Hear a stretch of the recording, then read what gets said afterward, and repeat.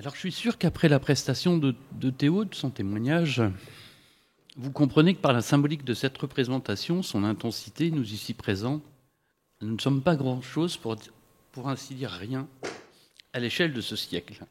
Ne dit-on pas que les enfants sont notre demain? Par contre, si l'on parle d'hier, Madame Jeanne Roussel, qui a dirigé notre association sous le nom de Préventorium, ou plus exactement l'œuvre du Préventorium, restera au regard de ce qui a été dit précédemment, restera donc dans l'histoire, seule directrice et grande dame de cette maison. Théo, pour revenir à lui, et au travers de lui, l'ensemble des enfants et adultes que nous accompagnons, de leur parcours, nous montre dans une période ô combien difficile, à tout point de vue, notre action n'est pas vaine. Nous pourrions donc les uns et les autres, aux différentes fonctions que nous occupons, nous glorifier de tel ou tel projet, de telle ou telle construction. Vous l'avez évoqué tout à l'heure, Monsieur le Président, parlons de la fromagerie, et Dieu sait si nous avons de multiples projets dans cette institution. Mais est-ce que cela aurait été l'essentiel? Je pense que vous l'avez compris en me voyant, la réponse est non. Alors, qui du bol vert? Qui de notre nouvelle fromagerie? Qui de telle création de services ou d'établissements? Qui de la force de nos plus de 600 collaborateurs de notre association? Au final, peu importe. Excusez-moi. J'aurais pu également vous parler des évolutions du secteur médico-social, vaste sujet qui a été évoqué durant les 2 jours de nos séminaires hier avant-hier.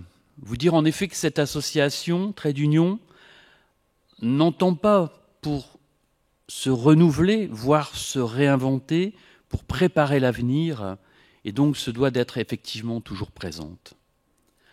Je le dis assez souvent à l'ensemble des collaborateurs, proactif, et d'ailleurs ne dit-on pas que réagir, c'est déjà avoir un temps de retard. J'aurais pu donc vous détailler notre super projet de la fromagerie, qui va effectivement très prochainement être inauguré, plus globalement de la rénovation de la ferme du Pont-de-Saint.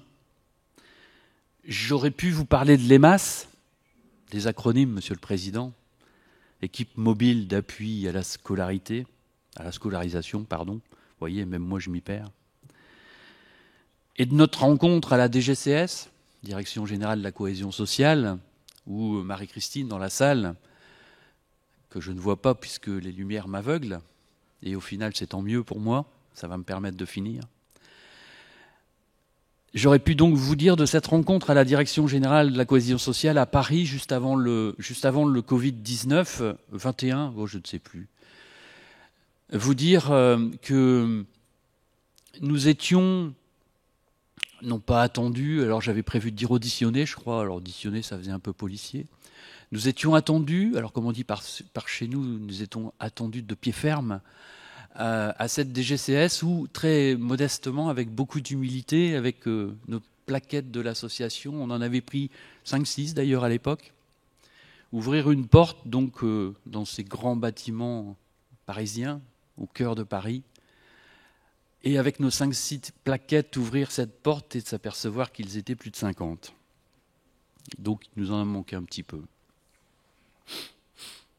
Tout ça pour vous dire que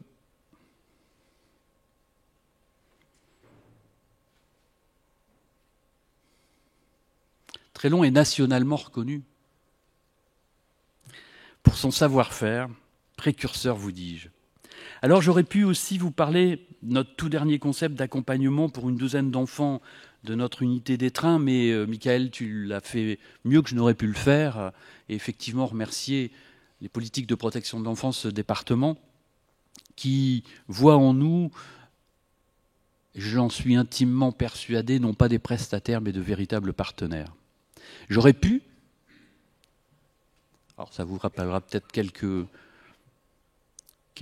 anaphores, tournures de style, J'aurais pu, donc les comptez pas, hein.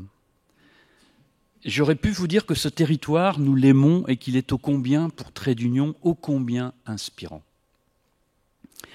Mais finalement, et c'est là l'essentiel, ne jamais l'oublier d'ailleurs, que rien ne sera jamais aussi beau, aussi profond, émouvant que ce que nous venons dans ces quelques minutes, vous l'avez remarqué, de lire, d'entendre et de voir, et donc pour l'ensemble des collaborateurs de cette maison, de faire. Derrière chaque acte éducatif, car c'est de ça dont il s'agit au final, c'est un travail de patience et j'oserais dire d'abnégation.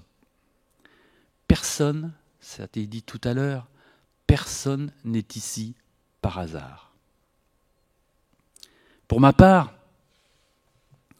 mais vous le savez déjà, n'est-ce pas, Monsieur le Président, j'ai chevillé au corps cette institution depuis plus de 6 ans, mais en réalité, dans mon parcours de vie, depuis plus de 40 ans. Alors, j'en vois qui essayent de compter, je vais avoir 60 ans dans 2 mois. Hein. Mais revenons au centenaire. Car un centenaire, ce sont aussi des souvenirs. D'ailleurs, permettez-moi dans ces souvenirs d'y associer Frédéric Mazarin. Ça a déjà été fait. Frédéric Mazarin, pour qui j'avais beaucoup d'estime. Je l'avais accueilli dans le Nord en 2008, lorsque M. Boudard, ici présent, et je le remercie grandement, avait cessé son activité professionnelle.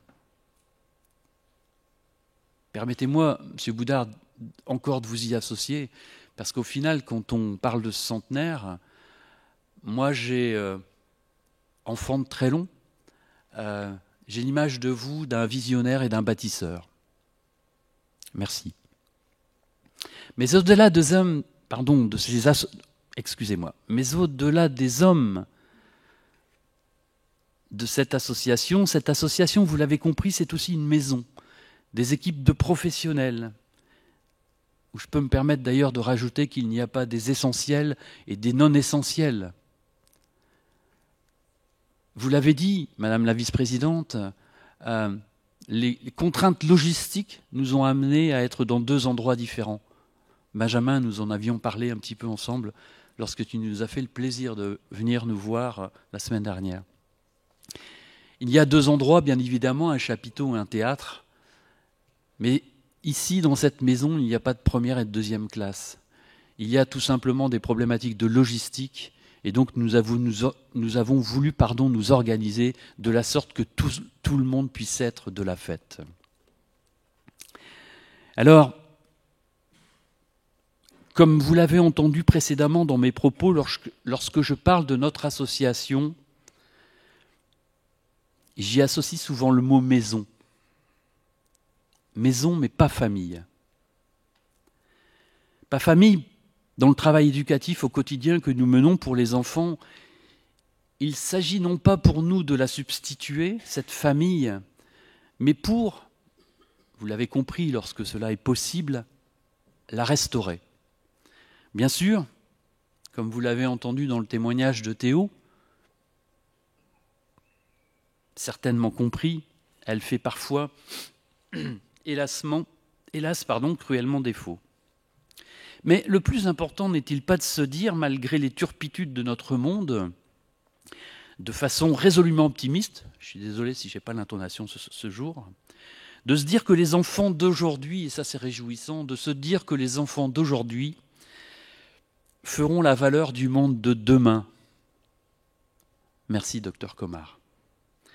Alors lorsque j'entends et vois Théo, je me dis que des mains se tendent autour de nous.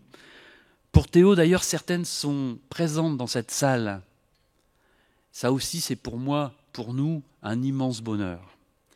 Que donc des mains se tendent autour de nous, de se dire que cela fait sens à notre action au quotidien, et le facilitateur ou catalyseur que j'espère être se disent tout simplement que tout n'est pas perdu. Alors, merci de votre attention, merci à Théo, merci docteur Comard, merci de les applaudir encore une fois, s'il vous plaît, ne serait-ce que pour moi.